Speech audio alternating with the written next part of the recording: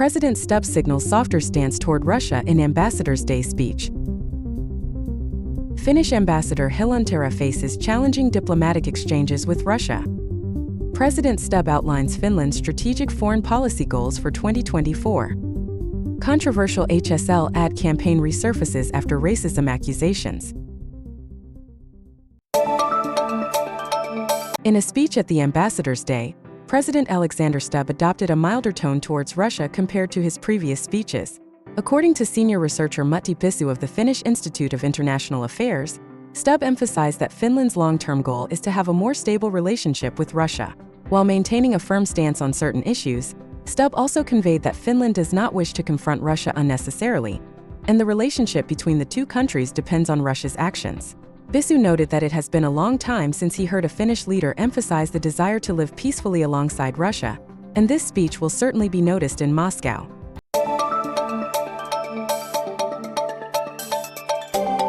During his tenure as Finland's ambassador to Russia, Antti Helanterä was repeatedly summoned to urgent diplomatic exchanges.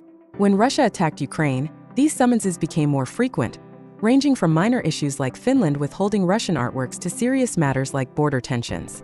In these exchanges, Helanterä faced strong accusations from Russia, claiming that Finland was escalating regional tensions by signing a defense cooperation agreement with the US regardless of the reason.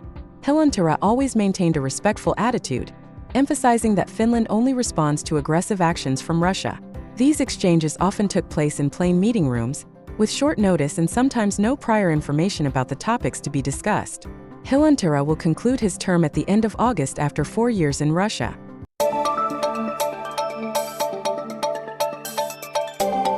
President Alexander Stubb outlined 3 strategic points in Finland's foreign policy during the ambassadors' meeting on August 27, 2024.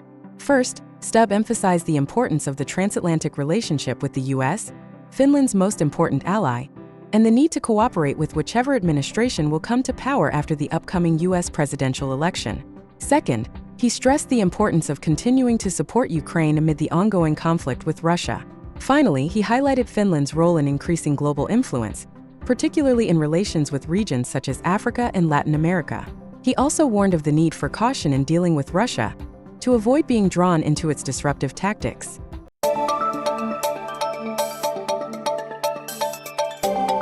Helsinki Regional Transport, HSL, decided to relaunch a controversial advertising campaign after it was pulled down for being considered racist. The campaign aims to raise awareness about the illegality of using fake tickets. The campaign features the Malibros group, consisting of 2 young men of color, Ibrahim Iba Mansa and Abdurrahman Kainan. Malibros expressed disappointment that non-minority individuals decided and spoke out on the issue of racism on their behalf. Mansa affirmed that they did not find the campaign racist and would not have participated if they felt otherwise. HSL adjusted the content and continued the campaign, emphasizing the importance of using valid tickets in public transportation.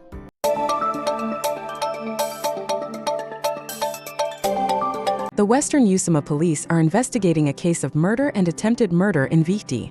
According to reports, the suspect is an adult male who was apprehended near the scene without resistance. The incident occurred on Monday evening in the Ojakala area of Vihti. There were 2 victims, one of whom died at the scene, while the other is being treated at a hospital.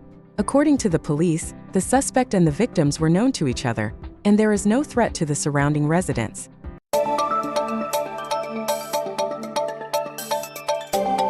Over the past year, more than 1,300 people have applied for asylum after crossing Finland's eastern border. However, currently, no one in Finland knows the whereabouts of some of them.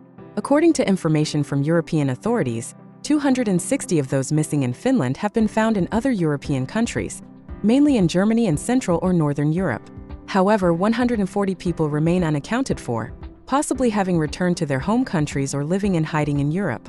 Currently, about 800 people are still awaiting decisions on their asylum applications in reception centers across Finland, while 50 have received approval and over 120 have been rejected.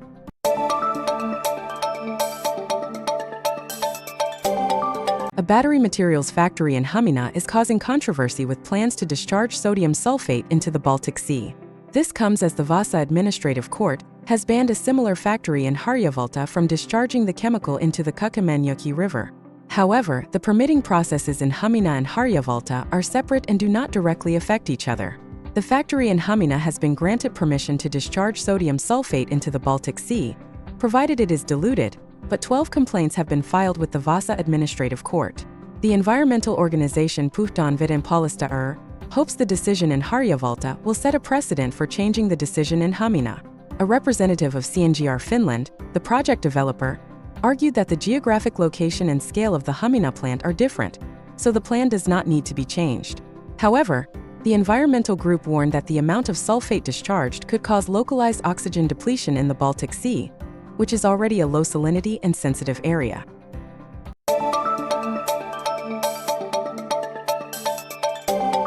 Police suspect that a 7th grade student in Kuopio died from inhaling gas from a deodorant spray can. This behavior, known as impaminen in Finnish, involves inhaling fumes from solvents or gases to achieve a state of intoxication.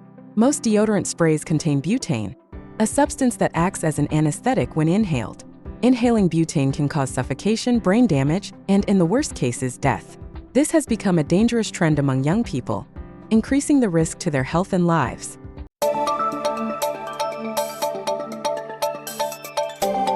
A cybersecurity expert expressed confusion over the widespread use of Telegram in Finland, a messaging app founded by Russians. Telegram does not encrypt messages by default as many people think, making conversations potentially accessible to the service provider. Despite being highly regarded for its features, the expert is concerned about the possibility of the app containing a backdoor for Russian security agencies. This is particularly concerning when there are safer alternatives available.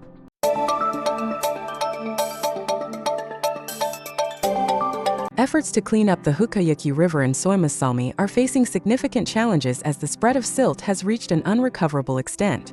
Although experts are working to manually clear the area, they admit that it is impossible to fully clean the entire region. Currently, efforts are focused on repairing trails damaged by machinery and removing accumulated silt. However, the silt has spread to a distance of about 1 kilometer from the point where the machinery crossed the river. According to Professor Jouni Tuskinen from the University of Jyväskylä, it is unlikely that the Hukkajoki River will return to its original state. The Hukkajoki River is home to over 120,000 critically endangered freshwater pearl mussels, representing about 5% of the species population in Finland.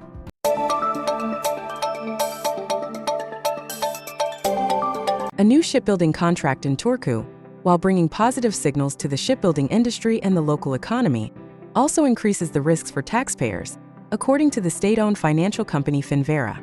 The COVID-19 pandemic severely impacted shipping companies, while rising costs have affected the viability of shipyards.